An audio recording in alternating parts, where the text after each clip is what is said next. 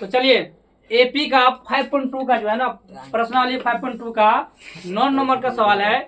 इस सवाल में कह रहा है किसी एपी का तीसरा पद कितना है जी 4 है और नवा पद कितना है -8 है। कह रहा है एपी का किस पदों का मान यानी एपी के किस पदों का मान क्या होगा 0 होगा। किसी को दिक्कत है नहीं दिक्कत है। चलिए देखते हैं तीसरा पद। तो तीसरा पद बोले तो a plus 2d a plus 2d बराबर कितना है जी 4 और नवा पद बोले तो a प्लस 8d बराबर कितना माइनस में 9।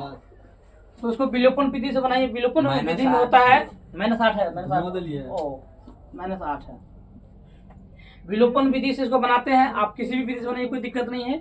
तो विलोपन विधि में होता क्या है कि एक पद को क्या करना पड़ता है बराबर करना पड़ता है विलुप्त करना पड़ता है खत्म समाप्त। कैसे ना घर में बिला अगले बिला जाना मतलब क्या गायब हो गया। ठीक है चलिए देखिए घटाइए प्लस माइनस माइनस ये प्लस हो गया घटाने पर। देखो बुआ देखो इसको ये कट गया ये कितना बचेगा जी माइनस में 6d यहाँ बच गया 12 काटिए 6 दूना 12 डी का वैल्यू कितना गया माइनस में 2 कितना में माइनस में 2।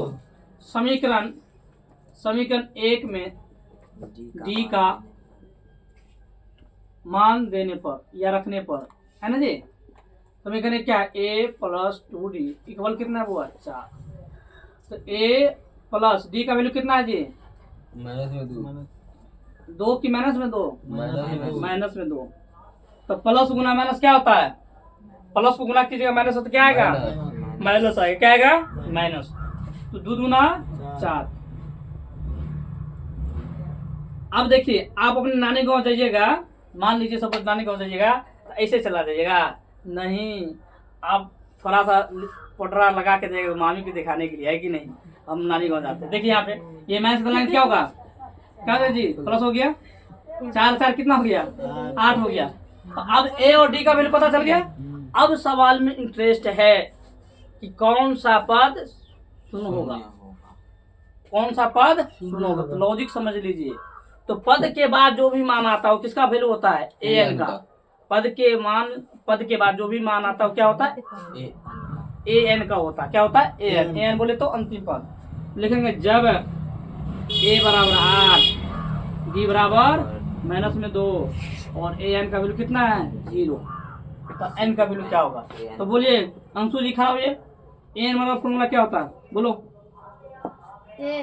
ए प्लस इंटू n-1 उसके बाद जी बैठ दिए ठीक है 0 हो गया 8 हो गया एन नहीं दिया है डी का मान कितना दे हुआ माइनस में 2 दिया है ये 0 हो गया 8 प्लस गुना माइनस क्या हो गया माइनस 2 गुना एन तो 2n हो गया प्लस माइनस गुना माइनस क्या हो गया प्लस 1 रे।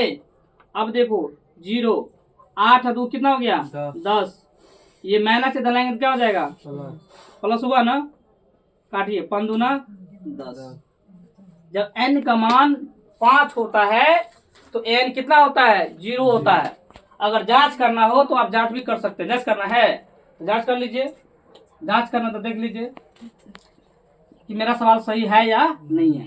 तो लिखिए एन बराबर क्या होता है फॉर्मूला ए प्लस n-1 इंटू डी।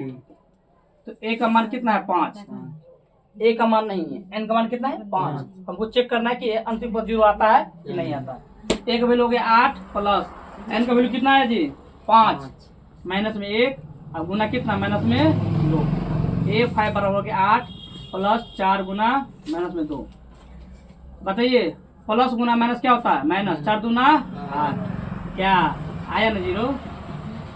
तो इसका मतलब क्या है सवाल सही है। जब n का मान 5 होगा तो ए एन कितना आ जाएगा 0 आ जाएगा। समझ गए तो लाइक कीजिए लाइक कर दिए तो और अच्छा है।